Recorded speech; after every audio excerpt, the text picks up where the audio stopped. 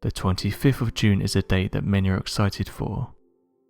This is because on this date a report is going to be released about the mysterious objects that have been witnessed by the military. If the leaked version is anything to go by though, many people are going to be disappointed.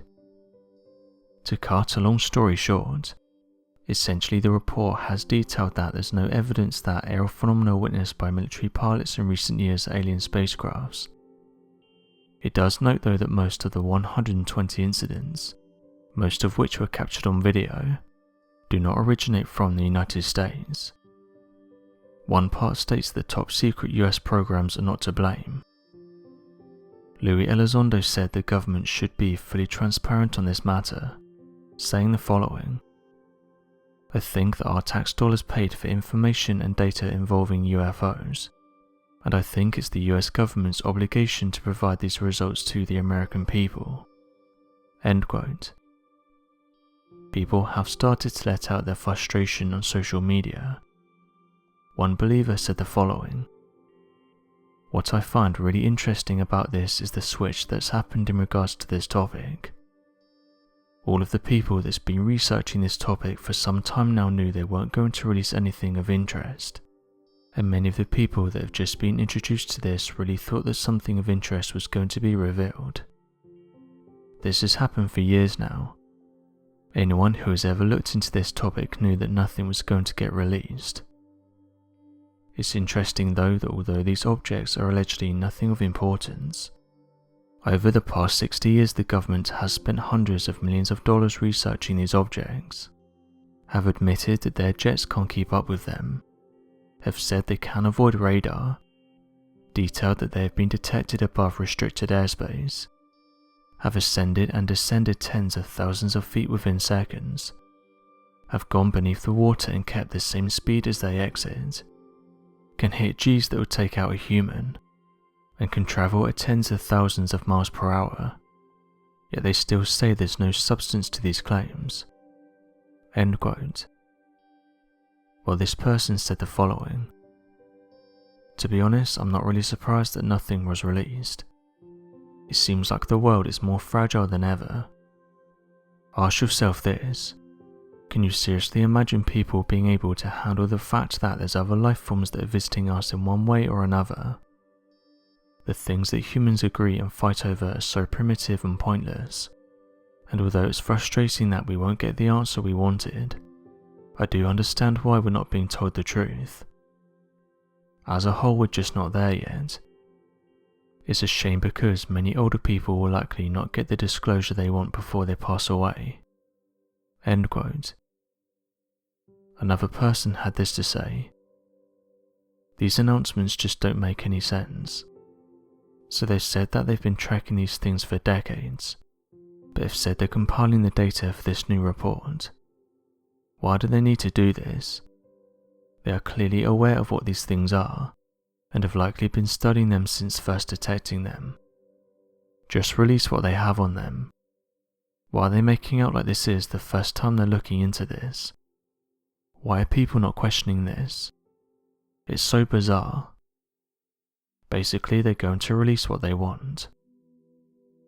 The report though did go on to detail the following: "Much of the observed phenomena remains difficult to explain, including their acceleration, as well as the ability to change direction and submerge. One possible explanation, that the objects seen are weather balloons or other research balloons, does not hold up." Across several interviews for mass media outlets, Luis Elizondo claimed that not only did these crafts exhibit behaviours that appear to defy the very laws of aviation, but that these crafts were found to be 100% not man-made, and were out of the scope of human capabilities.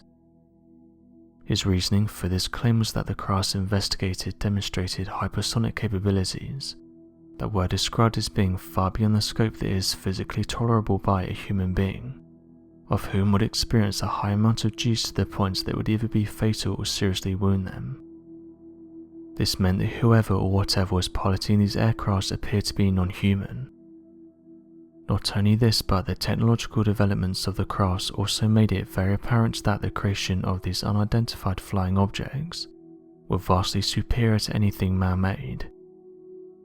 Luis Elizondo describes in one of his many reports regarding the subject as saying the following: "There is a lot we really don't know.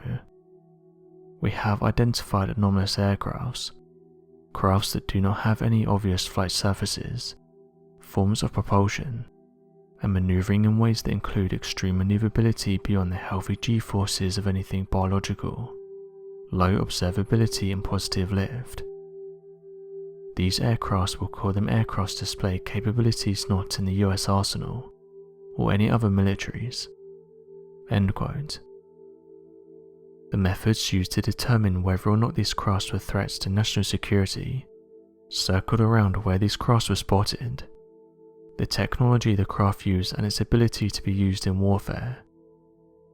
Using these simple metrics, it became apparent to the researchers that not only were these unidentified flying objects a threat, but they demonstrated technological prowess that could not be matched if ever a fight played out. Though many of the UFOs were spotted at random locations across the country, a small minority of these crafts were found located near US nuclear missile bases, flying through restricted airspace and hovering close to residential locations. It appeared that wherever these crafts wanted to go, they could easily find their way to their location regardless of measures taken to restrict airspace.